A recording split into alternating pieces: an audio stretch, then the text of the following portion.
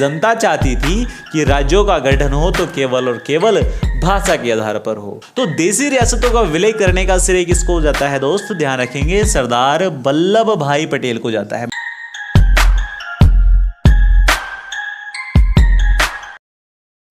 Hello मेरे प्यारे साथियों, कैसे हो सभी दोस्तों? मैं हूं अरुण कुमार और स्वागत करता हूं आपका एग्जाम रैली के अंदर। आज की इस वीडियो में हम डिस्कशन करने वाले हैं दोस्तों पॉलिटी की अगली क्लास को। जैसे कि आप थंबनेल देख ही चुके हैं और आपने टाइटल भी पढ़ लिया है कि हम पॉलिटी की अगली क्लास मतलब पॉलिटी की 14वें नंबर की क्लास को आज हम डिस्कस करने वाले हैं आप लोगों के साथ। मतलब साफ यह है कि इससे पहले 13 वीडियोस या 13 क्लासेस हैं जो कि हम कवर कर चुके हैं पॉलिटी से रिगार्डिंग।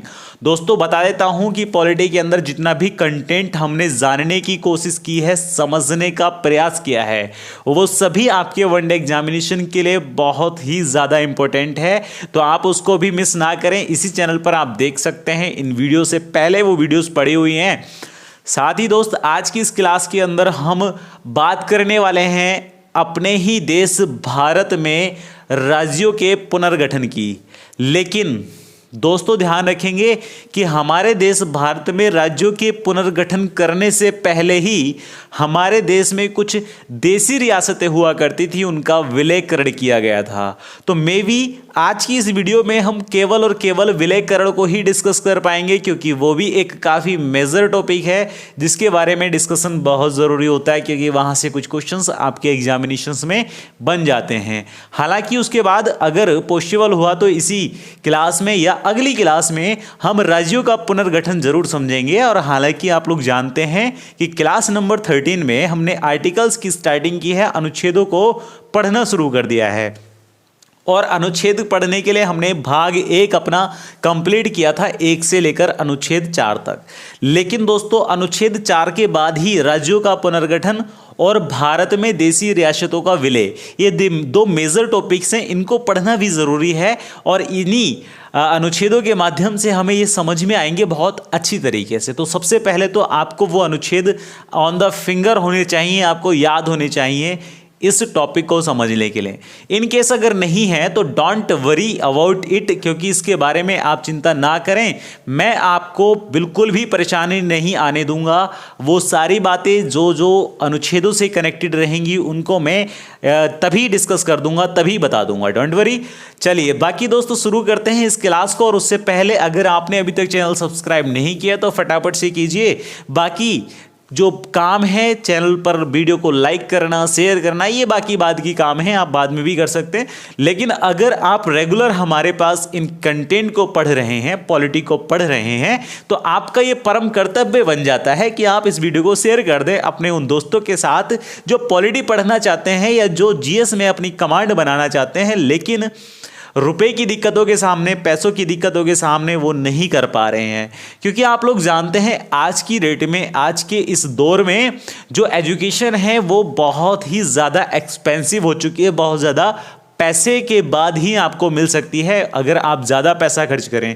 हालांकि मैं इस प्लेटफॉर्म के माध्यम से आपको फ्री ऑफ कॉस्ट ये पॉलिटी का पूरा सेशन, पूरा कंप्लीट सिलेबस प्रोवाइड कराने वाला हूँ। आफ्टर दैट जीएस से संबंधित जितने भी अन्य सब्जेक्ट्स हैं, अन्य विषय हैं, उनके बारे में भी हम free of cost he discussion करेंगे। दोस्तों ये बहुत ही ज़्यादा अच्छी अपॉर्चुनिटी है आप सभी के लिए या उन सभी ब्रदर्स एंड सिस्टर्स के लिए जो प्रिपरेशन कर रहे हैं वनडे एग्जामिनेशंस के लिए और अपनी लाइफ में बहुत आगे जाना चाहते हैं।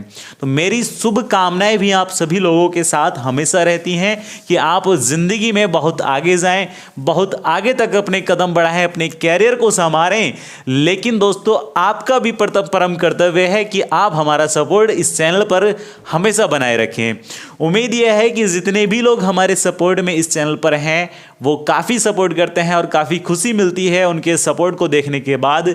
हालांकि अभी और भी ज़्यादा सपोर्ट की आवश्यकता है। चलिए आज एक छोटा सा मतलब ज़्यादा ही हो गया, कुछ फ्लो में मैं बहने लगा। हालांकि मुझे इतना फ्लो में नहीं बहना चाहिए, आपके लिए पॉलिटिक्स कवर करानी है, दैट सिंपल, इससे ज़्यादा कुछ नहीं। चलिए दोस्त, पॉलिटी के अंदर हम बात करेंगे। दूसरा मार्कर हम उठा लेते हैं। चलिए उठा लिया, कोई नहीं। पॉलिटी के अंदर हम बात करने वाले हैं देसी रियासतों का भारत में विलय। दोस्तों, आप सभी लोग जानते हैं कि जब हमारा भारत आज़ाद हुआ था 15 अगस्त 1947 को माउंटबेटन योजना के तहत, तो उसी योजना के बाद, हालांकि आप लोग जानते हैं कि संविधान सभा का जो गठन हुआ वो कैबिनेट योजना के तहत हुआ था। हालांकि जो भारत आज़ाद हुआ वो माउंटबेटन योजना के तहत, और भारत पाकिस्तान का विभाजन भी बेटन योजना के तहत ही, यानी कि माउंटबेटन योजना के तहत ही हुआ। लेकिन दोस्तों, आप जानते हैं कि जब हमारा भारत आज़ाद हुआ था, हमारा इंडिया एक इंडिपेंडेंट कंट्री बना था, तब हमारे देश भारत के अंदर, ध्यान रखेंगे, हमारे देश भारत के अंदर राज्य नहीं थे। मतलब जो आज स्टेट्स हैं हमारे पास, हमारा उत्तर प्रदेश, हमारा मध्य प्रदेश, हमारा राजस्थान, गुजरात, मुंबई वगैरह वगैरह, मतलब महाराष्ट्र, ठीक है, तो ये हमारे राज्य नहीं हुआ करते थे। बम्बई मैंने बाई मिस्टेक बोल दिया, तो ये हमारे पास स्टेट नहीं हुआ करते थे, ये राज्य नहीं हुआ करते थे।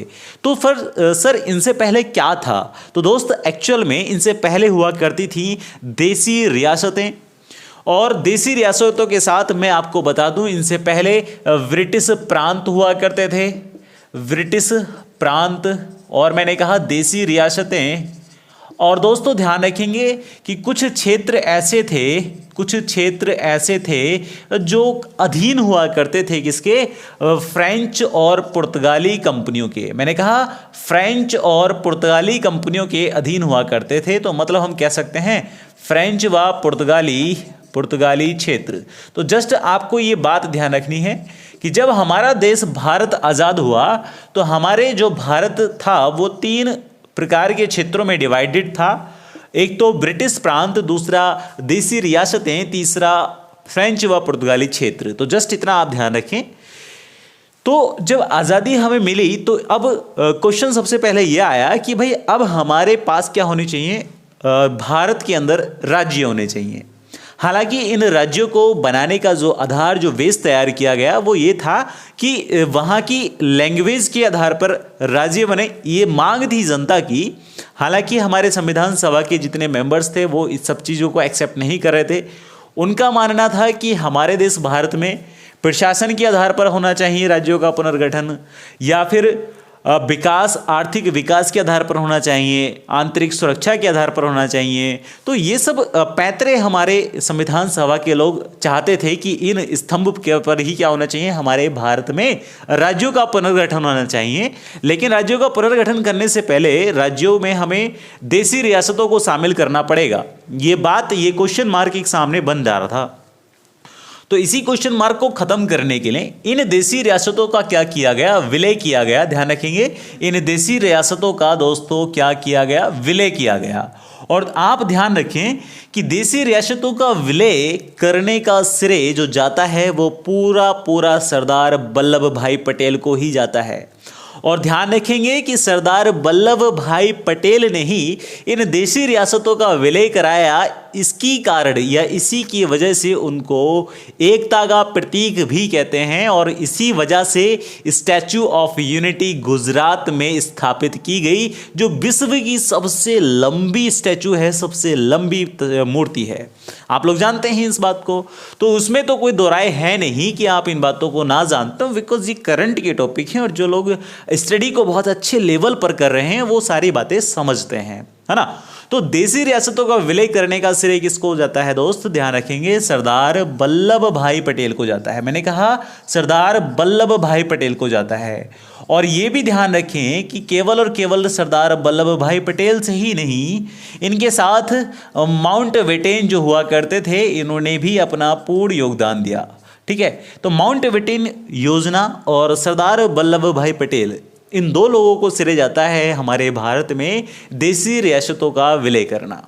अब एक्चुअल में देसी रियासतें की थी क्या? तो ध्यान रखेंगे कि मेरे दोस्त, देसी रियासतें ऐसी हुआ करती थी जहां पर कोई शासक हुआ करता था, या फिर उस शासक का अपना कोई प्रधानमंत्री हुआ करता था। मतलब ये देसी रियासतें अपने आप में इतनी मजबूत, इतनी पैसे वाली हुआ करती थी कि इनके खुद के वजीर आला, दैट इज प्रधानमंत्री, इनके खुद के ही क्या होते थे, पूरे के पूरे कैबिनेट मिनिस्टर होते थे, कैबिनेट मंत्रियां हुआ करते थे।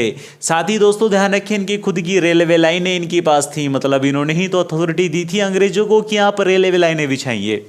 और ध्यान रखेंगे इनके पास खुद के हवाई जहाज तक हुआ करते थे, बट उस समय की बात है ना, तो काफ़ी बहुत पैसे वाली कुछ देसी रियासतें थी।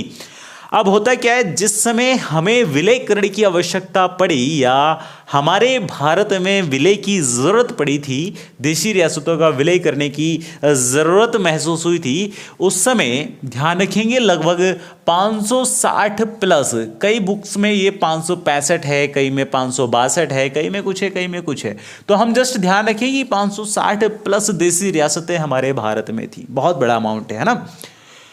तो जब देशी रियासतें 560 प्लस थी और सरदार वल्लभ भाई पटेल जो कि एक यूनिटी को बनाने वाले व्यक्ति थे, इनको यूनिटी ही कहा जाता है, एकता का प्रतीक भी कहा जाता है, तो सरदार वल्लभ भाई पटेल ने इन देशी रियासतों को संदेश भिजवाया विलयकरण का। ध्यान रखेंगे, विलयकरण का संदेश भिजवाया। और ये भी ध्यान रखें कि सरदार वल्लभ भाई पटेल ने ही कहा कि भाई सभी लोग क्या कर दो, विलय पत्र पर हस्ताक्षर कर दो।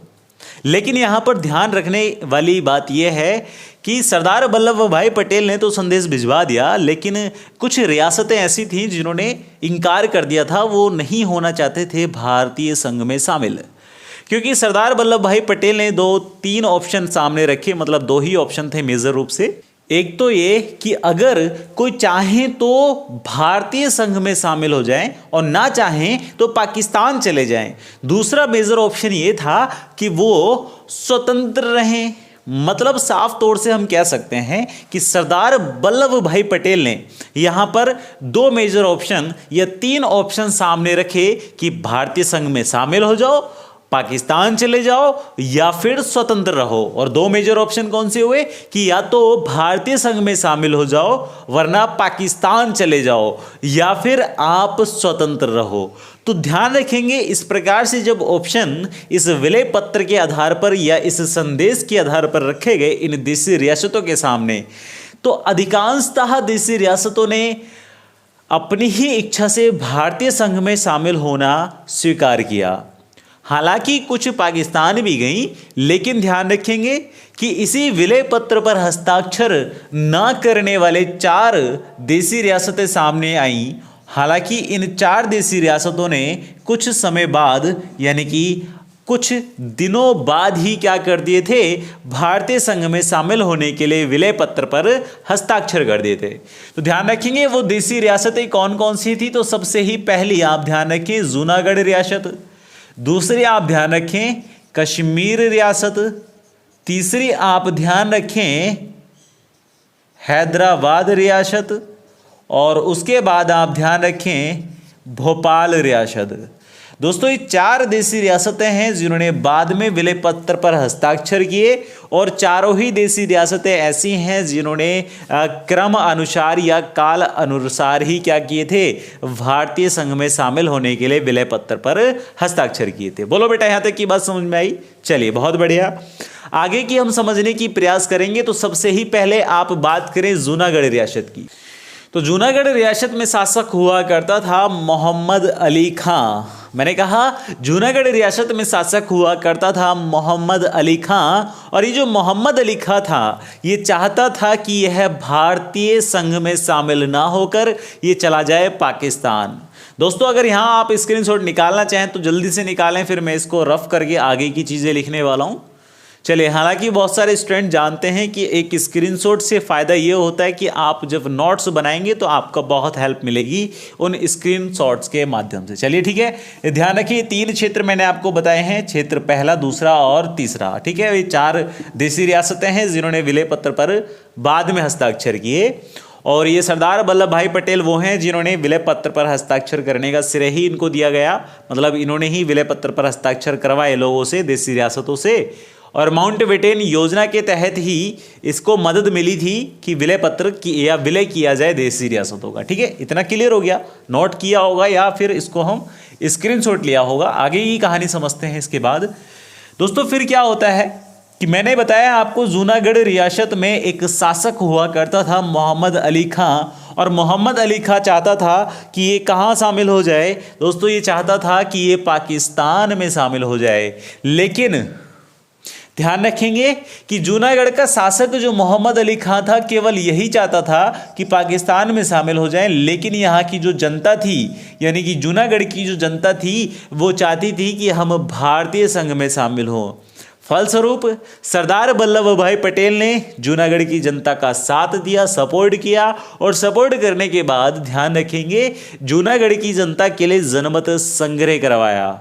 और दोस्तों ध्यान रखेंगे जब जूनागढ़ जनता के लिए या जूनागढ़ की जनता में जनमत संग्रह हुआ तो 96 वोट ऐसे थे जो इस हक में पड़े, इस फैसले में पड़े कि वो भारत के साथ रहना चाहते हैं।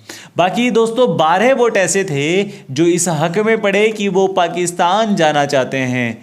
आखिरकार इस जनमत संग्रह के आधार पर फैसला लिया गया कि जूनागढ़ रियासत को फाइनली डाल दिया जाए किसमें, भारतीय संघ में।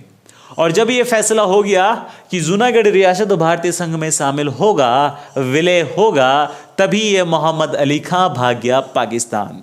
दोस्तों इतनी बात आपको समझ में आई, चले बहुत अच्छी बात है। फलस्वरूप होता क्या है कि इसी जनमत संग्रह के आधार पर ध्यान रखेंगे दिनांक थी 7 फरवरी, मैंने कहा दिनांक थी 7 फरवरी, वर्ष था 1948। 7 फरवरी 1948 को जूनागढ़ रियासत भारतीय संघ में विलय हो गई, भारतीय संघ में शामिल हो गई। ध्यान रखें उसके बाद अगली रियासत आई कश्मीर की, और कश्मीर का जो राजा था आप सभी लोग जानते हैं राजा हरि सिंह, वो चाहता था कि मैं स्वतंत्र रहूं क्योंकि मेरे पास बहुत अपार संपत्ति है, मुझे कोई दिक्कत कोई परेशानी है नहीं, तो ये स्वतंत्र रहना चाहता था। जिसके कारण यहाँ का जो राजा हरि सिंह था वो स्वतंत्र रहना चाहता था, जिसके कारण क्या होगा दोस्तों ध्यान रखें, जिसके कारण पाकिस्तान ने इस कश्मीर की या यूं कहें राजा हरि सिंह के क्षेत्र की या राजा हरि सिंह की देसी रियासती की कुछ ज़रूरतमंद सामानों पर या ज़रूरतमंद आपूर्ति वाली चीज़ों पर प्रतिबंध लगा दिया। और जब पाकिस्तान ने प्रतिबंध लगाया तो उसी के साथ पाकिस्तान ने राजा हरि सिंह के क्षेत्र में या कश्मीर रियासत में कुछ लड़ाके कब्बाल भेजे या कब्बालों के भेष में कुछ लड़ाकों को भेजा, जिन्होंने वहां पर शांति व्यवस्था को भंग किया, और इसी बात का भय सताया राजा हरि सिंह में। और जब राजा हरि सिंह में इस बात का भय सताएगा, इस बात का डर सताएगा कि अब कहीं ना कहीं मेरे साथ दिक्कत आने वाली है, मुझे परेशानी पड़ने वाली है, तो राजा हरि सिंह ने अपने प्रधानमंत्री जिसका नाम था मेहर चंद्र महाजन, अपने प्रधानमंत्री से वार्तालाप की, बातचीत की, और फाइनली डिसीजन लिया कि अब ये भारतीय संघ में शामिल होगा क्योंकि इसे पाकिस्तान का डर सताने लगा। प्रधानमंत्री मेहर चंद्र महाजन था, इसने अपनी सहमति व्यक्त की 26 अक्टूबर 1947 को 1947 को कि अब ये भारतीय संघ में शामिल होंगे। लेकिन ध्यान रखें कि 26 अक्टूबर 1947 को सहमति तो व्यक्त हो गई, परंतु ये जो विलय है ये प्रभावी हुआ, ध्यान रखें प्रभावी होगा अगस्त 1948 में। मैंने कहा ये विलय जो प्रभावी हुआ अगस्त 1948 में, मतलब विलय पत्र पर हस्ताक्षर इन देसी रियासतों ने कब किए? 7 फरवरी को किया जूनागढ़ रियासत ने, अगस्त 48 में किया कश्मीर रियासत ने विलय पत्र पर हस्ताक्षर। ये इसका मेन हेडिंग बन जाता है, ठीक है।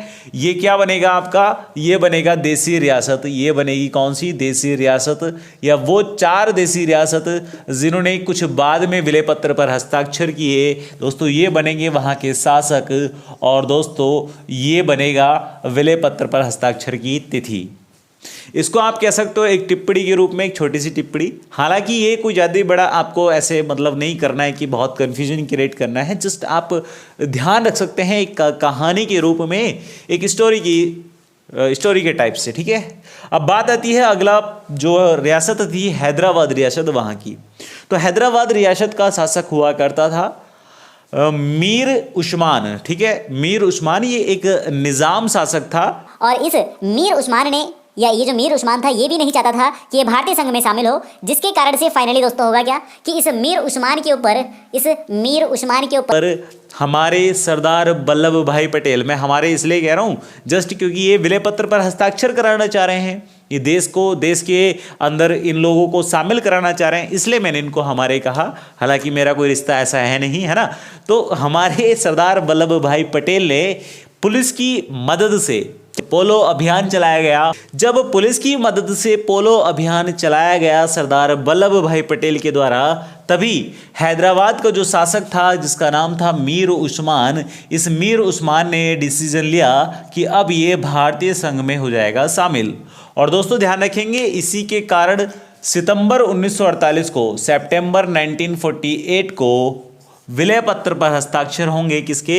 हैदराबाद के। ध्यान रहेगी। चलिए अगली बात, मतलब जब कश्मीर रियासत ने विलय प्रभावी हुआ अगस्त में, तो उसके अगले ही महीने में सितंबर में हैदराबाद रियासत भी शामिल हो गई किसमें? भारतीय संघ में। अब जब ये तीन बड़ी बड़ी रियासतें शामिल हो चुकी थी भारतीय संघ में, तो एक बची भोपाल रियासत जो इन्हीं के ऊपर कूद रही थी, या यही बातों का ध्यान रख रही थी कि जब ये लोग नहीं हुए तो मैं भी नहीं हो रहा, कोई दिक्कत नहीं है। तो ध्यान रखेंगे, यहाँ का शासक था हमीदुल्लाह। तो हमीदुल्लाह ने डिसीजन लिया, फाइनली भोपाल के शासक हमीदुल्लाह ने डिसीजन लिया कि अब ये भी केस में शामिल हो जाएगा, भारतीय संघ में शामिल हो जाएगा। मैंने कहा हमीदुल्लाह ने डिसीजन लिया कि ये भी भारतीय संघ में शामिल होगा। और फाइनली अगले ही वर्ष मार्च 1949 में भोपाल की रियासत ने भी भारतीय संघ में शामिल होने के लिए विलय पत्र पर हस्ताक्षर कर दिए। बोलो बेटा, यहाँ तक की बात समझ में आई आप लोगों को? मैंने आपको ये सारी जो बात बताई हैं, ये केवल और केवल विलय पत्र पर हस्ताक्षर कराने की बात बताई हैं, देशी रियासतों का भारतीय संघ में विलय कराने की बात बताई हैं। मैं एक बार फिर से छोटी बातें रिवाइज कर देता हूँ कि 4 देशी रियासतें थी जिन्होंने विलय पत्र पर हस्ताक्षर करने से मना किया: जूनागढ़, कश्मीर, हैदराबाद और भोपाल। जूनागढ़ का शासक मोहम्मद अली खां, जिसने जो चाहता था कि ये पाकिस्तान चला जाए, लेकिन सरदार वल्लभ भाई पटेल ने वहाँ की जनता का साथ दिया, क्योंकि जनता चाहती थी कि वह भारत में शामिल हो जाए। और भारत में शामिल होने के लिए जनमत संग्रह कराया। 96 वोट पड़े भारत के लिए, 12 वोट पड़े पाकिस्तान के लिए। 7 फरवरी 1948 को फाइनली विलय पत्र पर हस्ताक्षर किए गए, और ये जो मोहम्मद अली खां था भाग गया पाकिस्तान। अगली रियासत कश्मीर, महाराजा हरि सिंह यहाँ पर शासक हुआ करते थे। महाराजा हरि सिंह ने चाहा कि मैं स्वतंत्र रहूं, लेकिन पाकिस्तान ने ज़रूरी आपूर्ति वाले सामान पर प्रतिबंध लगा दिया, प्लस लड़ाकों को भेजा कब्बालों के भेष में। और फाइनली 26 अक्टूबर 1947 को मेहर चंद्र महाजन, जो कि प्रधानमंत्री थे हरि सिंह के, और उनसे वार्तालाप करने के बाद डिसीजन लिया गया और अगस्त 1948 में विलय पत्र पर हस्ताक्षर किए गए, या विलय पत्र को प्रभावी कर दिया गया, मतलब इस विलय को प्रभावी कर दिया गया। उसके बाद हैदराबाद रियासत, मीर उस्मान शासक थे यहाँ पर हैदराबाद में, जो कि एक निज़ाम शासक थे। और मीर उस्मान ने बिल्कुल साफ इनकार कर दिया था कि नहीं जी, मुझे नहीं होना भारत में शामिल। लेकिन सरदार वल्लभ भाई पटेल ने पुलिस की मदद से एक पोलो अभियान चलाया। यहाँ लिख देते हैं हम, पोलो अभियान। तो इस पोलो अभियान के माध्यम से ही क्या होगा, इसको डंडे के साथ डरा धमका कर लिया गया भारत में शामिल अगले ही महीने सितंबर 1948 में। फाइनली भोपाल रियासत का शासक हमीदुल्लाह ये भी नहीं चाहता था कि मैं भारत में शामिल हूं, पर इसने देखा कि अब मैं ही बचा हूं, तो इसने डिसाइड कर ही लिया कि भाई मार्च 1949 में मैं भी शामिल हो गया, किसमें? भारतीय संघ में। दोस्तों ये कुछ मेजर पॉइंट्स हैं जो कि आपके एग्जामिनेशंस के लिए बहुत ही ज़्यादा इम्पोर्टेंट है। मैं समझता हूँ आज की ये क्लास आपको थोड़ा सा ज़्यादा एनर्जेटिक और थोड़ा सा ज़्यादा स्पीडी लग रही होगी, but don't worry about it. आप चाहें तो चैनल की स्पीड को कम करके वीडियो देख सकते हैं, आप चाहें तो इसी स्पीड में देख सकते हैं, और चाहें तो इससे भी ज़्यादा फास्ट फॉरवर्ड में आप देख सकते हैं। फास्ट फॉरवर्ड्स नहीं कहा मैंने, फास्ट फॉरवर्ड में आप देख सकते हैं। बाकी दोस्त मैं आपको बता देता हूं कि आप इस पूरे वीडियो को जल्दी से जल्दी शेयर कर दीजिए अपने दोस्तों के साथ। उसके आगे की कहानी हम समझेंगे राज्यों का पुनर्गठन। और दोस्तों ध्यान रखें कि जब भारतीय संघ में देशी रियासतों का विलय हुआ, और विलय होने के बाद जब हमारे देश में भारतीय राज्यों के पुनर्गठन की बात कही गई, तो राज्यों के पुनर्गठन करने से पहले इस देशी रियासतों को, या यूँ कहें कि भारत के कुछ क्षेत्रों को डिवाइड किया गया, बांटा गया 4 श्रेणियों में। और वो 4 श्रेणियाँ होंगी type A, type B, type C और टाइप डी। हालांकि आप जल्दी से फटाफट से स्क्रीनशॉट निकालें, उसके आगे की कहानी को हम लेकर चलेंगे आप लोगों के साथ अभी जल्दी से फटाफट।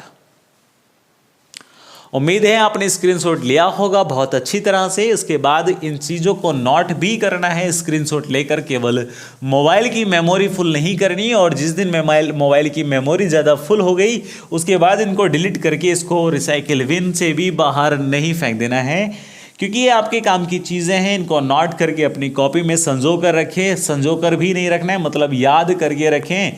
ज़्यादा संजो के रखोगे तो भैया कामयाब नहीं होंगी सारी चीज़ें। ये सारी चीज़ें कामयाब तभी होंगी जब आप इनको अपने ग्रहण कर लेंगे, अपने माइंड में, अपने शरीर में, अपनी बॉडी का एक पार्ट बना लेंगे। चलिए मेरे दोस्त, आगे की कहानी को समझें कि भारत में राज्यों के पुनर्गठन के लिए 4 श्रेणियों में हमारे भारत के क्षेत्र को बांटा गया, डिवाइड किया गया।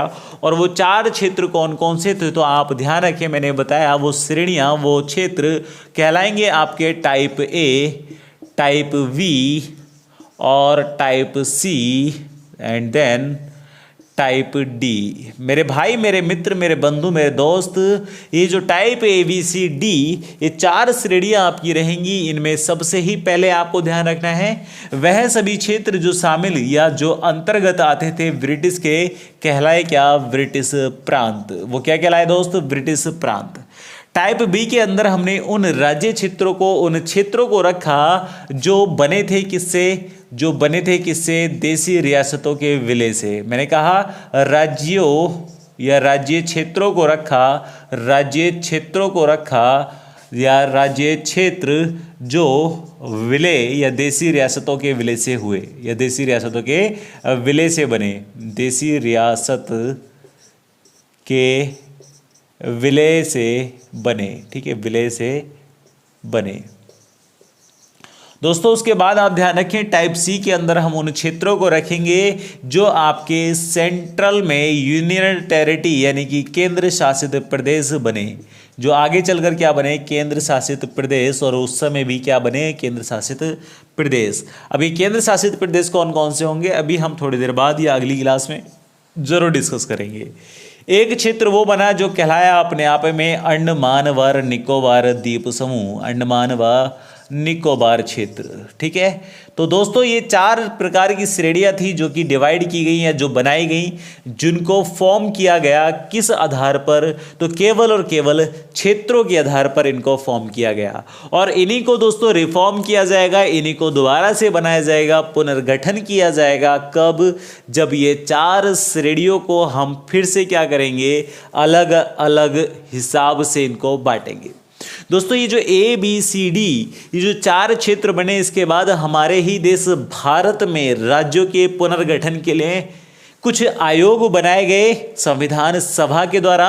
और जो वो आयोग थे उनमें सबसे ही पहला आप ध्यान रखें एस.के. धर आयोग, मतलब श्री कृष्ण आयोग, जिसको हम श्री आयोग भी कह सकते हैं, डजेंट मैटर। तो जो एस.के. धर आयोग है 1948 में इसका गठन किया गया। इन्होंने रिपोर्ट पेश की कि भाई क्या होना चाहिए? भारत में राज्य तो बनने चाहिए, लेकिन ये राज्यों का आधार होगा भाषा, लैंग्वेज, सॉरी भाषा नहीं, प्रशासन। इन राज्यों का आधार होगा प्रशासन, और ये जो राज्य बनेंगे वो प्रशासन के आधार पर होंगे। लेकिन देश की जनता चाहती थी कि राज्यों का गठन हो तो केवल और केवल भाषा के आधार पर हो। फाइनली दोस्त इस रिपोर्ट के बाद या एस.के. धर आयोग के बाद अगला आयोग बनाया गया है जे.वी.पी. आयोग, जवाहरलाल नेहरू और पट्टाभी सीतारामैया। ये 3 नाम है जो मैं बताऊंगा आपको बहुत डिटेल में अच्छे से। जे.बी.पी. आयोग। और इन आयोग ने भी अपनी रिपोर्ट पेश की, हालांकि इस रिपोर्ट को भी नहीं स्वीकृत किया गया। देन फाइनली एक पोट्टी श्री रामल्लू के द्वारा अनशन किया जाएगा, जिसकी मृत्यु हो जाएगी 56 दिन के अनशन के बाद। और फाइनली डिसाइड किया जाएगा कि अब भाषा में या भारत में भाषा के आधार पर होना चाहिए राज्यों का पुनर्गठन, जिसके लिए बनाया जाएगा फजल अली आयोग, और वही फजल अली आयोग कहलाएगा हमारा राज्य पुनर्गठन आयोग। हालांकि ये सारी बातें मैं कल को फिर से एक्सप्लेनेशंस के साथ डिस्कस करूंगा आप लोगों के इसी लेक्चर के अंदर, इसी क्लास के अंदर। हालांकि आज केवल आप इतना समझें कि जब फजल अली आयोग बनाया गया तो उसके बाद ही भारत में सबसे पहले तो आंध्र स्टेट का गठन हो जाएगा, किसके बाद, जब पोटी श्रीरामुलु की मृत्यु हो जाएगी, डेथ हो जाएगी, और फाइनली 7वां संविधान संशोधन होगा 1956 में, जिसके अनुसार भारत के अंदर राज्यों का पुनर्गठन होगा। 14 राज्य और 6 केंद्र शासित प्रदेश बनाए जाएंगे अपने ही देश भारत के अंदर, और उसी के बाद अलग अलग कर कर कब कौन सा देश कब कौन सा केंद्र शासित बना, सॉरी देश नहीं राज्य, कब कौन सा राज्य और कब कौन सा केंद्र शासित प्रदेश बना, वो सभी बातें भी हम डिस्कस करेंगे हालांकि नेक्स्ट क्लास में। मेरे दोस्त, यहाँ तक कि आपकी कहानी अगर आपको समझ में आयो हो ले लो, वो लग बड़ा नहीं मतलब यहाँ की कहानी, यहाँ तक की कहानी अगर आपको समझ में आई है तो फटाफट से आप चैनल को करें सब्सक्राइब। वीडियो को पसंद आया है तो लाइक करके जरूर जाएं, और जितना हो सके उतना दोस्तों के साथ शेयर कर दें, क्योंकि ये वीडियो सिर्फ आपके लिए नहीं है, उन सभी मेरे मित्रगणों के लिए, मेरे भाइयों मेरे बंधुओं के लिए हैं जो एग्जामिनेशंस के लिए प्रिपरेशन कर रहे हैं, लेकिन उनको एक बेटर लेवल या बेहतर लेवल का कंटेंट नहीं मिल पा रहा है पॉलिटी से रिगार्डिंग, बिना फीस के, बिना किसी रुपए खर्च किए यहाँ से आपको मिल रहा है। तो आप जल्दी से फटाफट से कर दीजिए इनको शेयर, जितना हो सके उतना फैला दो दोस्तों।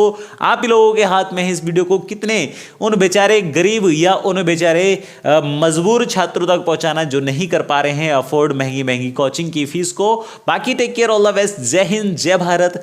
मैं हूं अरुण कुमार, आप देखते हैं एग्जाम रेल, और इसी प्लेटफॉर्म को आज यहीं रोकेंगे, इस रेल को इसी प्लेटफॉर्म पर आगे ही कहानी हम फिर लेके चलेंगे, अपनी गाड़ी को स्टार्ट करेंगे और चलते रहेंगे आगे की ओर।